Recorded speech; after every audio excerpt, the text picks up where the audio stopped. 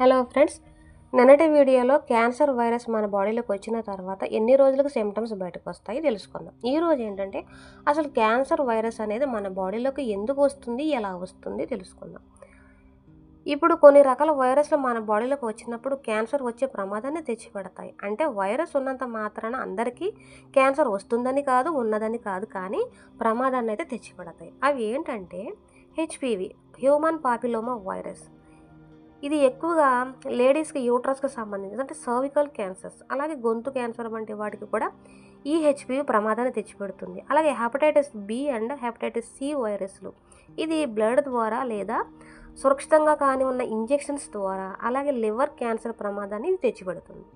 ఇంకా ఈబీవి అంటే Epstein bar virus, ఇది నోటి ద్రవాల ద్వారా, అంటే సైన్స్ లాంగ్వేజ్లో దీన్ని కిస్సింగ్ డిసీజ్ అని అంటారు. ఇలా కొన్ని రకాల లింఫోమా ప్రమాదం ద్వారా ఇది తెచ్చిపెడుతుంది. ఇంకా హెచ్ఐవి రోగనిరోధక శక్తిని బలహీనపరుస్తుంది. మన బాడీ క్యాన్సర్ సెల్స్ని ఎదుర్కోలేనప్పుడు ఈ హెచ్ఐవి అనేది ప్రమాదంగా మారుతుంది. అసలు మన బాడీలకు ఎందుకు వస్తాయంటే ఈ వైరస్లు అశుభ్రమైన ఇంజెక్షన్స్ యూజ్ చేయడం వలన, అంటే ఒకే నీడిల్ని ఇద్దరు ముగ్గురు యూజ్ చేయడం వలన, అలాగే బ్లడ్ అనేది మిక్స్ అయిపోవడం వలన, ఇంకా సేఫ్ ప్రికాషన్స్ లేకపోవడం వలన, అంటే ఫిజికల్ అటాచ్మెంట్స్ జరిగినప్పుడు సేఫ్ ప్రికాషన్స్ తీసుకోకపోవడం వలన, అలాగే హెచ్ఐవి వంటి కొన్ని వైరస్లు ఇట్లా వస్తాయి. ఇంకా కాల్షియము, బలహీనమైన ఇమ్యూనిటీ, అలాగే ఇమ్యూనిటీ సిస్టమ్ బలహీనమైతే వైరస్ అనేది సులభంగా అటాక్ చేస్తుంది. ఇంకా క్లీనింగ్ లేకున్న ప్రదేశాలు, పర్సనల్ హైజీనిక్ లేకపోవటము, ఇట్లా కూడా జరుగుతుంది. అలాగే వైరస్ ఉన్న వారిలో కూడా చాలామందికి ఎప్పుడు కూడా క్యాన్సర్ రాలేదు, కానీ ప్రమాదాలు అయితే జరుగుతాయి. అవి ఏంటంటే ఎక్కువగా స్మోక్ చేసేవారు, ఆల్కహాల్ డ్రింక్ చేసేవారు, మీ ఫ్యామిలీలో ఎవరికి కనుక ఈ హిస్టరీ ఉంటే కనుక రిపీట్ అయ్యే ఛాన్స్ ఉంది.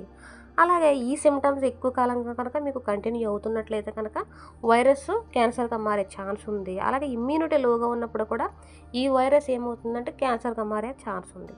మనం ఎలా జాగ్రత్త పడాలి అంటే కనుక శుభ్రంగా ఉన్న నీడిల్స్ని యూజ్ చేయాలి, అంటే సింగిల్ టైము. అలాగే అన్సేఫ్ కాంటాక్ట్స్ని మీరు ఖచ్చితంగా అవాయిడ్ చేయండి. అలాగే లివర్ టీకాలు తీసుకోండి, హెపటైటిస్ బి వ్యాక్సినేషన్ వేయించుకోండి, అలాగే హెచ్పివి వ్యాక్సినేషన్ వేయించుకోండి.